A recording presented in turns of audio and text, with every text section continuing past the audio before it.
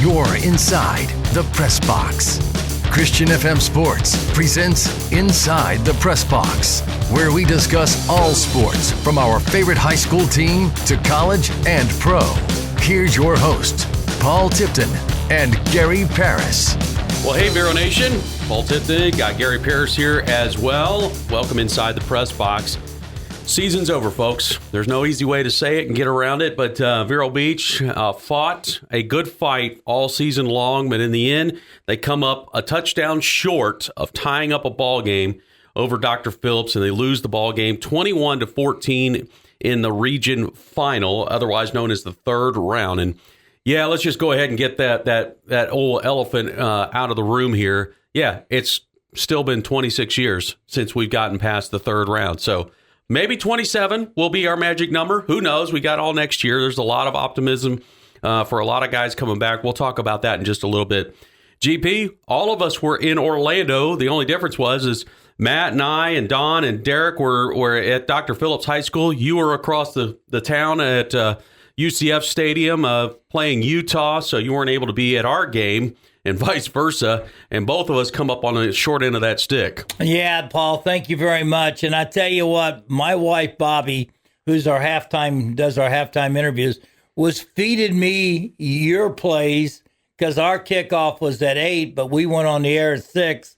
And I was trying to follow it as much as I possibly can. But it's so hard to focus in on one game when you're getting ready to broadcast another game. And it was a tale of two halves. First half, it seemed like to me with the reporting I was getting that Phillips did a good job of controlling that first half. You were there.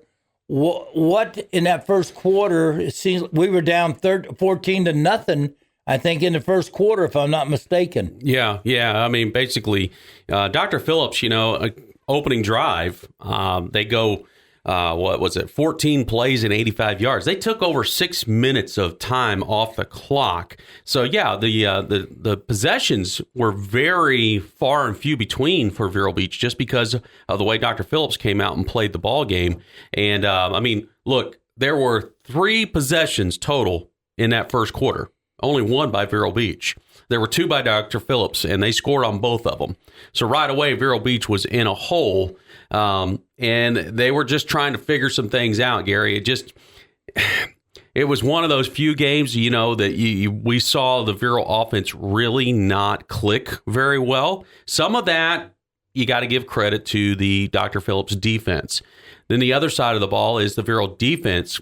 Dr. Phillips found some weak spots in our defense, and they exposed it, and they just kept going after it. And they were finding some holes in our secondary where they were able to, maybe get 7 to 10 yards on a pass and keep the drive alive. And then they were able to, because we were now having to drop back a little bit, now opened up some running hole lanes, and they were able to run the ball as well. So it was a good balance. Let me ask you this: one of those drives, I think your second one was 90 some odd yards. Yeah. Their second drive? Yeah, they started from their own 3-yard line. So a 97-yard drive. They go 12 plays in 97 yards and ended up being a 19-yard reception for the score. And then, of course, they get the 2-point conversion to make it 14-0. Yeah, look, their first possession started from their own 15. Their second possession started from their own 3. So we could not get them off the field. That in itself is the storyline, I feel like, for the whole ball game was we've got to get them off the field. Now, going into this ball game, Gary, we talked about the previous games about, turnovers were the story. That was not the case in this ball game. Turnovers were not the storyline in this ball game. It was really getting those third down conversions, sometimes a fourth down conversion for Dr. Phillips. Our defense just could not get their offense off the field. Let me ask you this, Paul. What was happening with our offense? We're good about moving the ball, getting first downs, and we're running attack, passing, short passing. What did Phillips do to stop that? Some of it was our own, honestly, Gary. There was a number of drop passes. and guys that are sure-handed receivers were dropping balls. And so it was coming at critical points in the drive where we needed that conversion to get that next first down and keep the drive alive. That right in and of itself was a problem because we were able to get some run game going, but our passing game really just became the drop balls. That was really the story. I mean, Champ finished 12 of 19 for 145 yards in this ball game. And easily, I would say 4 of those passes were drops that were in key situations. Wow. It's really funny you said that because I was watching or found the stats and I was looking at it. But the thing that impressed me was you're down 21-0 at halftime. Yeah. And you come back out and their quarterback was 14 for 16 in the first half? 14 to 16, 216 yards and 2 touchdowns. And he was 0 for 3 in the second half?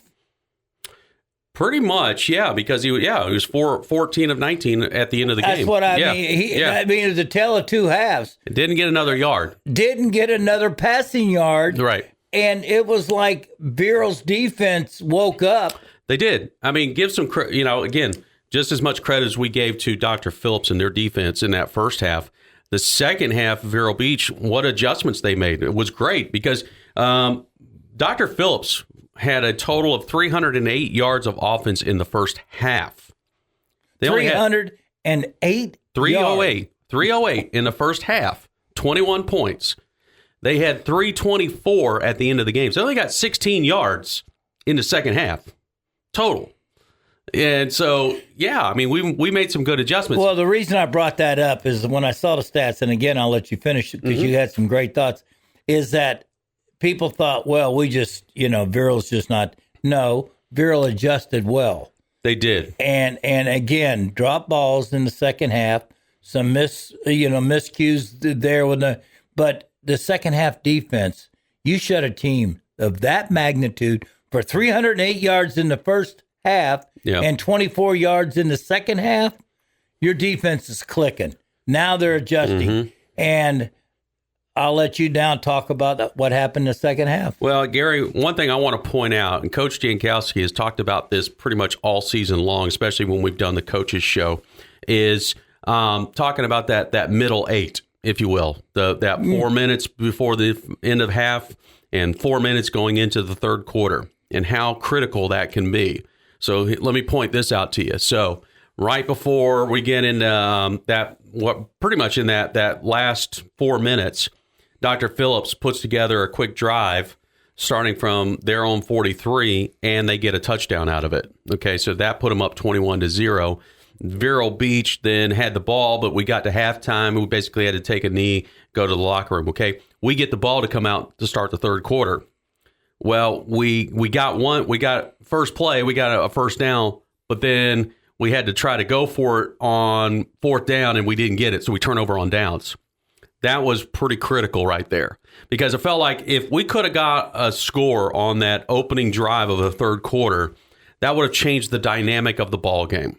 And I think it would have relaxed us a little bit and let us settle in and really start to play Vero Beach football. Instead, now, okay, the pressure's like ramped up even more, but we do get a takeaway. E.J. White gets an interception, and you're thinking, all right, here we go. But again, we could not convert when we needed to. We put a drive together. We started on the plus side because of that interception. We're on the plus 40, and we end up turning it over on downs because we couldn't convert. So that's 2 possessions back to back. That you're turning over on downs. Right. 2 and opportunities you're down 21-0. missed. Right. So there's 2 opportunities missed.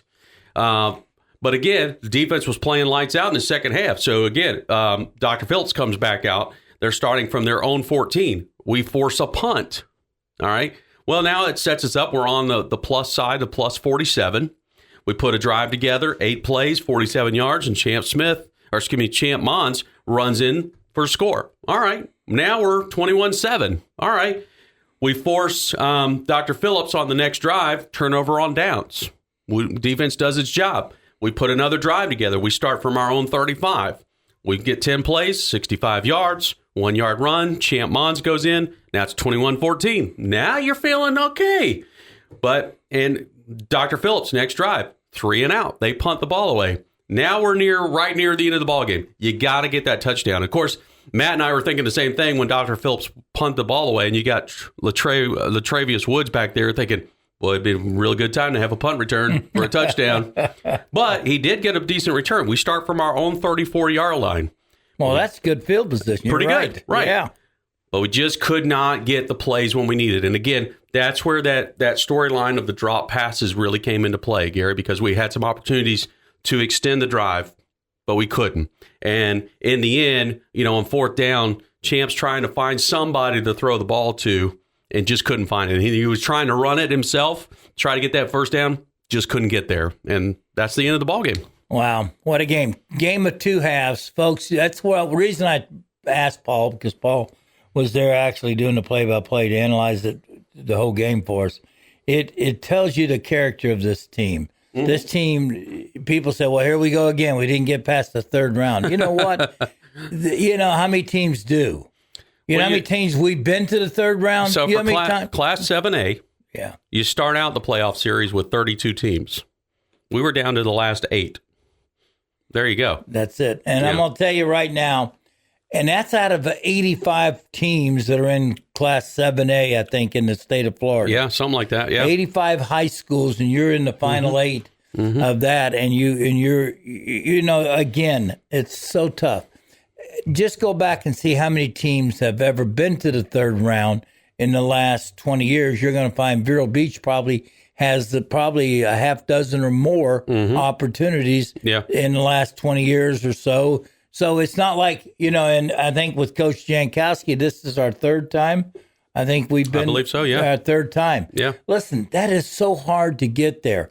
And you see that Vero is a bunch of freshmen and sophomores almost won a game in the 3rd round in Orlando on an opponent's field. It definitely won our game against Palm Beach Central. It was all freshmen that scored. It was all freshmen that scored. So my point I'm making there, Paul, is that it's tough to win no matter what in high school, college, or the pros. Yeah. It's tough to win games. It is. And and then when you get into the playoffs, you face the toughest teams. You placed in the 2nd round, you placed number 1. You faced them, rather. Right. You beat them. Then you win that, you face number 2. And you're in a great battle game. The stats will tell you the first half of the stats, they dominated. Mm-hmm. The second half, Vero dominated. Yeah. Yeah, I mean, first half, we had a grand total of 96 yards of offense. By the time it was said and done, we had 232. So, yeah, I mean, like you said, tale of 2 halves. And unfortunately for Vero Beach, that first half, they just dug too deep of a hole. And, boy, they had a shot. But again, missed opportunities. I mean, drop passes, not able to convert when you need to. Turnover on downs. I mean, look, I'm looking at my drive chart, and it's like 1, 2, 3 times in that second half we had turnover on downs. And that's what beats you right there. Right. You got the momentum, you think going, and then all of a sudden you have 3 turnover and downs. Yeah. And you just need one of those to force the overtime. We had 4 of those for the whole game. So 1 in the first half and 3 in the second half. Wow. Yeah.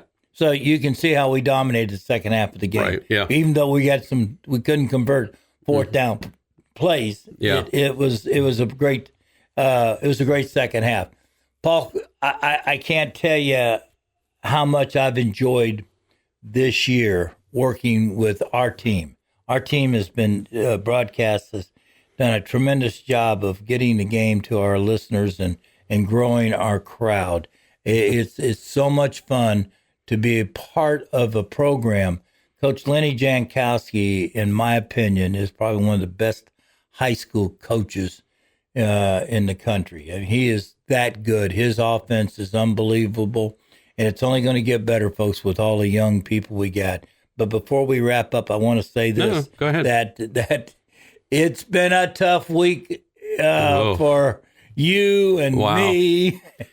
Man, my high school lost, my college lost, and my NFL team lost. Well, Not a lost, good weekend. but they lost in a snow bowl. That was unbelievable. 49ers. I was totally set back. I didn't think Syracuse could beat Miami.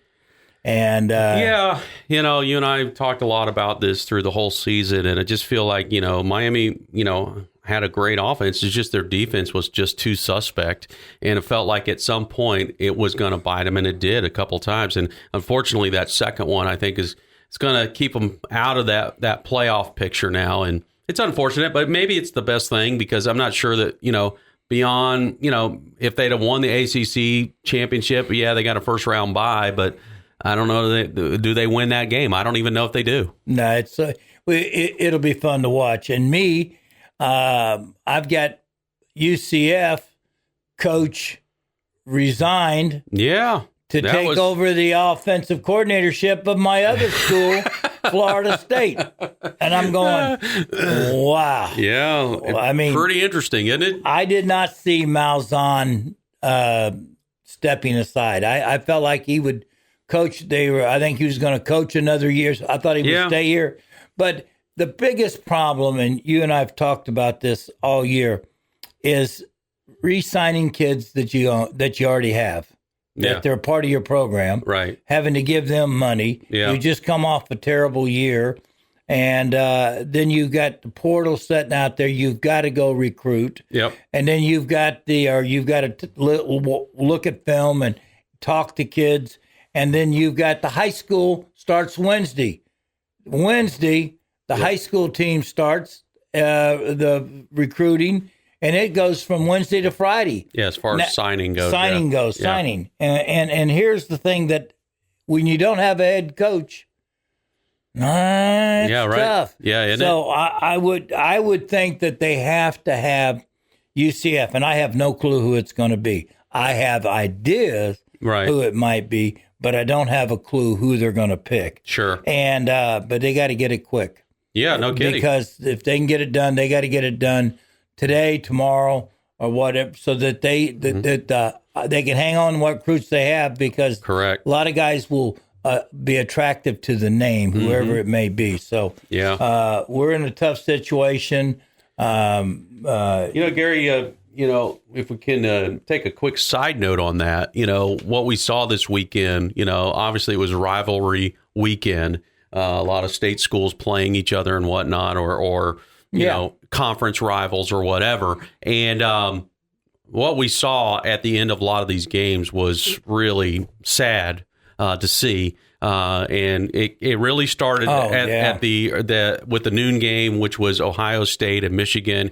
And Michigan wins the game, and one of their players decides to take the flag and try to plant it in the middle of the field at Ohio State's home turf. And that's really a no kind of thing. You just don't do that. That's a sign of disrespect. And then it kind of cascaded through the rest of the day. And I don't know if everybody watched what happened in this game and decided let's do that too. But it kind of seemed that way because we had, I think, 4 or 5 games where that happened. And it had the same result. It ended up in some fights going on, and watching both players and coaches go at it. It's bad enough to lose a game. Okay, you're on the sideline, you're feeling bad, and listen, this is a great rivalry, Ohio State and Michigan. It's a great rivalry, Florida State, Florida, whatever it may be. But that first one at Ohio State, when that guy tried to plant the flag, you just won a game, and Ohio State just lost a game, and they're sitting there and they're trying to congratulate each other. Then here comes a yo-yo and tries to put the flag in the field, and I don't blame Ohio State. If you don't defend your logo and you don't defend your stadium, then people are going to say, well, those guys are a bunch of losers. Right. Well, they went out there and they grabbed that flag and they took it away, and then there was a lot of shoving and fighting and pushing around. Coaches got involved in it, and it's senseless. It's a no, and it's like a no-brainer for a guy to do that. It's just to come out there and do that. disrespects the ball game. You know, I love playing football. I played a long time. Played in all levels of the game, all the way through the pros and everything. Not one time did I ever disrespect or I ever saw anybody disrespect another team's field. Yeah. Or whatever, your logo. Mm-hmm. You just didn't do it. It was coaches you were taught. Today, those 4 teams that happened this past weekend, it's not acceptable. And I know Ohio State and Michigan both got fined. I understand their fines both were $100,000. Yep. And it's a shame that it games in like that. But I'll wait and see what Florida State, what happens to them and what, their situation. But I can tell you this, college football is still fun. Yeah, in one sense, Gary, it's awful to see that. But on another side of it, it's kind of interesting given the fact of, the transfer portal and the whole NIL deal, to see that type of loyalty to the program, that it still shows that it means something to these guys. It does. And I tell you what, I'm going to say this, NIL has ruined college football. Yeah. It has ruined it because there's no loyalty to the school anymore. Correct. You may have loyalty to your teammates because you're a family, at least for a year. Some of those guys have been there for the whole year. You're that type of a family to that. But the NIL has made it so that you kid out of high school is wanting to know how much can I get. Yeah, and he can hire an agent in high school or a representative and negotiate with the high schools all around. Yeah, if you got a 5-star, guess what? You're gonna make a lot of money out of high school. Yeah, right. And now that's the high school kid not ever playing a game in college, just playing high school. Right. And it's just mind-boggling to think that you're gonna give millions of dollars to a kid that's never played a game on the field, and he hasn't played at this level, that level, and he goes to a major college team. And he's going to play against major college players. That a lot of them are going to be in the pros. It just blows my mind to think that a kid they got that much power and they can do it. But the NIL they've got to get it under control, Paul. I agree. And my feeling is that they got to learn how. They're going to have to cap teams off. And of course, there'll be a big fight against that. There will be, but I think overall the institutions will finally recognize that there has to be a certain degree of control, and this is probably the only way. I mean, look, we just saw the announcement over the weekend. What did Stanford do? They hired Andrew Luck to be the general manager now. Yeah. Okay. So we're on the brink of seeing restructuring in college now, where it will look very similar to how the NFL is set up, to where you're going to have a coach, you're going to have a GM, and the GM, I suspect his role is going to be working on recruiting, working on setting up NIL deals, and taking care of the transfer portal. That's going to be his job. Absolutely. Yeah. That'd be one of his major jobs, and also helping the coach on the coaching staff. The talent there, trying to get coaches that are available or whatever. But you're right. Every school will have a general manager. Yeah, it's going to happen now. Every Power 4 school, most likely. So, and, look, we've already seen, we haven't personally seen it around here, but, even at the high school level now, NIL is available. So who knows? I mean, you're going to see some of these star recruits. They're already going to be making money before they even get to college because it's available now to them. I don't know that we'll necessarily see it too much around this area, but certainly your larger metros, like your Miamis and your Orlandos and Jacksonville and Tampa and those kind of areas. Yeah, sure. Why not? I mean, schools are going to have to figure out how they can keep their player on their program. It's not going to be fun. No. That's why a lot of coaches like Coach Malzahn, I'll be honest with you, you get tired of that. Sure. You get tired of having to recruit. But that's why they're going to have GMs. That's exactly right. That's why they're going to have GMs. You're right. Yeah. So they don't have to worry about that. So, Yeah, it's going to be interesting to see how college football evolves over the next couple of years for sure. And who knows what's going to happen even with high school football. I know this right now, Vero Beach is going into off-season mode, and so they'll start to, they'll take a short break, and then they'll start getting into the weight room and start lifting, and then start their, working on their 7-on-7 drills and all those kind of things. And before you know it, folks, we'll have spring game here in May, so it's coming. For Gary and I, we're going to enjoy a little bit of the holiday season, and then who knows? For Vero Nation Network, we've got a couple things on the horizon. We might do some boys basketball games this year. Got a new coach in James Dawson, and so we might do a few of those games this year. Certainly, there's been some conversations about doing maybe a soccer game here and there as well, maybe in mid-December. So, you know anything about soccer, Gary? Oh, it's a round ball. That's about as much as I know, too. So we might have to go take a crash course and figure some things out. But, folks, it's always been a pleasure. We thank you for joining in on our podcast here each and every week. And we'll see how things go in the future. Maybe we'll have another podcast coming at you at the beginning of the year or something like that, just to kind of get you up to date on things. But it's always a pleasure. We don't take it lightly that you allow us to bring high school sports to you, particularly Vero Beach high school athletics. And it's always a privilege and an honor. For Gary Parrish, I'm Paul Tipton. Thanks for joining us inside the press box. Have a wonderful holiday season. And as always, go Indians.